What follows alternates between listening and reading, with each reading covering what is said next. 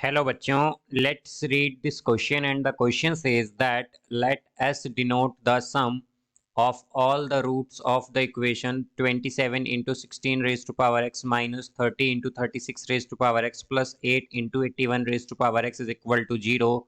Then S equals, now let's see the options. Option A 2 by 3, option B 1, option C 3 by 2 and option D 5 by 2. तो आइए अब इस question को यहाँ पर हम सॉल्व कर लेते हैं। इस क्वेश्चन में हमसे कहा गया है कि एस जो है वो डिनोट करता है sum of all roots of the equation 27 into 16 raise to power x minus 30 into 36 raise to power x plus 8 into 81 raise to power x is equal to 0 के।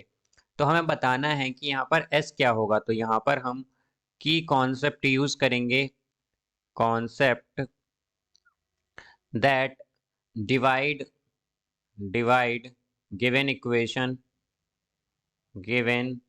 Equation by 81 raise to power x।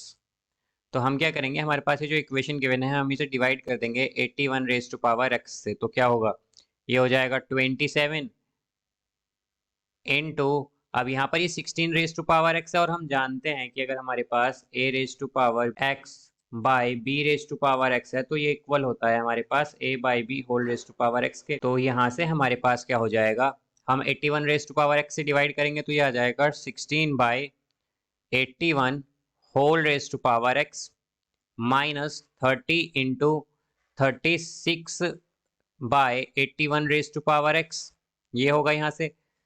अब plus 8 into 81 raise to power x है और इसे हम divide करेंगे 81 raise to power x से तो क्या आएगा, ये आएगा 8 इज इक्वल टू 0।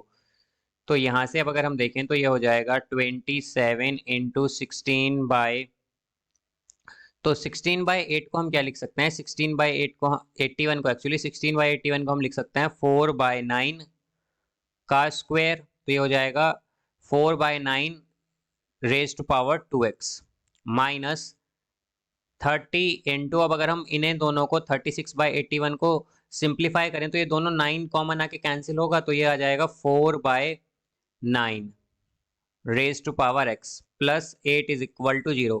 तो यहाँ पर अब हम पुट करेंगे, put 4 by 9 raise to power x is equal to y। तो ये हो जाएगा हमारे पास 27 into 4 by 9 raise to power 2x है यानी कि y स्क्वेयर होगा यहाँ पर।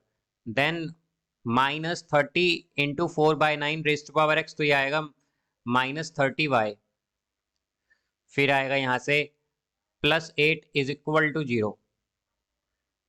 तो इसे अब अगर हम सिंप्लीफाई कर दें तो यहाँ से इसे अगर अब हम सिंप्लीफाई करें तो ये सिंप्लीफाई हो क्या आ जाएगा हमारे पास, या इसके अगर हम फैक्टर्स करें तो इसके फैक्टर्स आएंगे 3y minus 2 into 9y minus 4 is equal to 0। तो यहाँ से y होगा हमारा 2 by 3 and y is equal to 4 by 9, ये आएगा यहाँ से। अब यहाँ पर अगर हम देखें तो y हमने लिया है यहाँ से 4 by 9 whole raise to power x, ये हमारा y है। तो यहाँ से अगर हम देखें तो y हमारा क्या है, y है हमारा जो हमने लिया था 4 by 9 whole raise to power x। तो अगर हम y is equal to 2 by 3 ले लें तो ये हो जाएगा 2 by 3 is equal to 4 by 9 whole raise to power x, और 4 बाई 9 का मतलब होता है यहाँ से अगर हम देखें तो 2 by 3 is equal to 4 by 9 का मतलब होता है 2 बाई 3 का स्क्वायर, यानी कि 2 बाई 3 का होल स्क्वायर यानी कि 2x हो जाएगा। तो अगर हम देखें तो हमारे पास दोनों साइड बेस क्या है, बेस कॉमन है यहाँ से।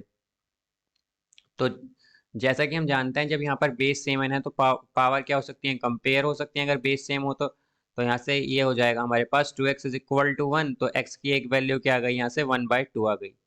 अब सेकंड वैल्यू अगर हम देखें तो y हमने क्या लिया है यहाँ पर, एंड y हमारा है 4 by 9 whole raise to power x, और y हमारा यहाँ से क्या आया है 4 बाई 9, तो ये होगा डिवाइडेड बाई 4 बाई 9। तो बेस सेम है यानी कि 4 बाई 9 तो x क्या आ जाएगा, x आएगा 1।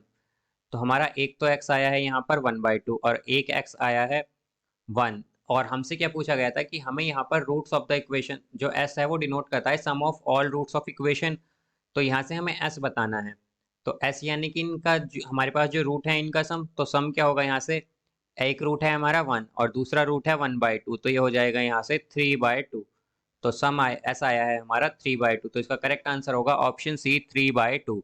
सो I hope you understood it well. Best of luck. Thank you.